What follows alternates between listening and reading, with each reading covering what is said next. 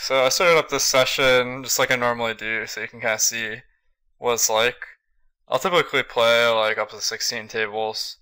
I mix full ring and 6 max and heads up so that I can get the best tables possible. And I just play heads up at the other tables, not heads up tables. A really good way to get good tables is to sit down at your own, because bregs don't typically sit with you. It's going to be the fish, and playing heads up cap is actually a lot more profitable than 6 max or full ring, because there's a rate cap, and that really benefits you. So, it takes a little bit to get some good tables, so playing longer sessions might be favorable. Table 1, this guy, 31-31 so far, over a dozen hands. So when he limps, I don't really know what that means.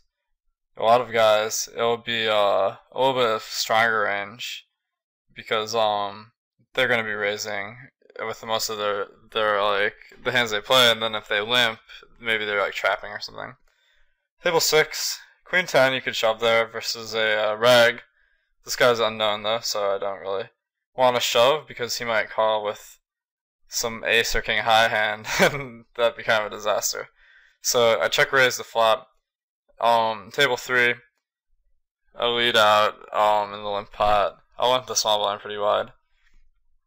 Table 6, I bet the turn pretty small, so that or smallish relative to the rest of my stack, so that I can induce him to call a little bit lighter and maybe make some incorrect calls with draws. Table 3, we hit 2 pair.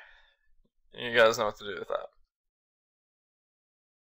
Table 6, it's not all that good a table, but this other guy, he's rocking the Scooby-Doo icon, so I'm trying to bust him, because I want to be the only dude with the Scooby-Doo icon playing these games.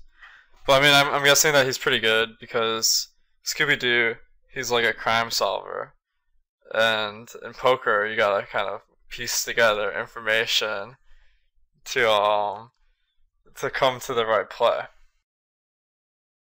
And so if that's what he values, then he probably is pretty good.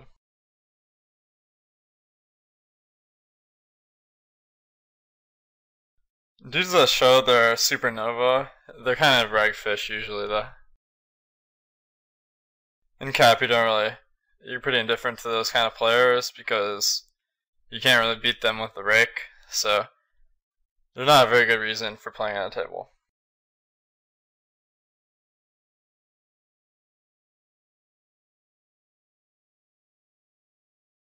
Full ring, I like playing full ring a little bit better than 6 max. I've had more success with it.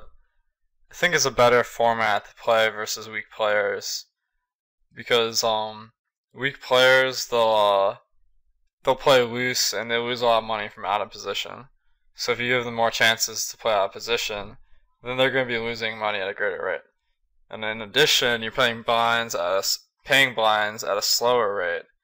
So I think if you play good tables, you'll have better success at flooring.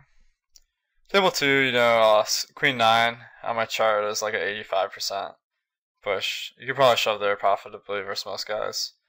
But calling is fine. I'm gonna have to work on my game a little bit there. I think I could probably squeeze out some more profit. That guy's fold to 3-bet is 46, so that's pretty low. Table 2, when you steal from the small blind and cap, you do a min-raise. It's pretty standard, and you don't really get a lot of folds. You have to play often.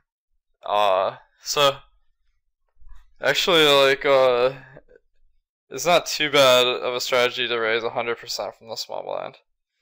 And the only reason you wouldn't want to do that is if your opponent is playing pretty well with 3-betting and stuff like that. Table 3, I call the suited ace out of position to this guy's middle position raise. Table 6, ace 10, I mean, this guy shoves the button. So I think what I was thinking is that when I see that, guys will either show up with a weak ace or a low pocket pair. So ace 10 suited was looking pretty good. Table 2, pretty easy call. Table 3, I go for a check raise on the turn because I felt like if I led turn, he wouldn't have very much of a calling range. And also I looked at his numbers, and his delayed C-bet was very high.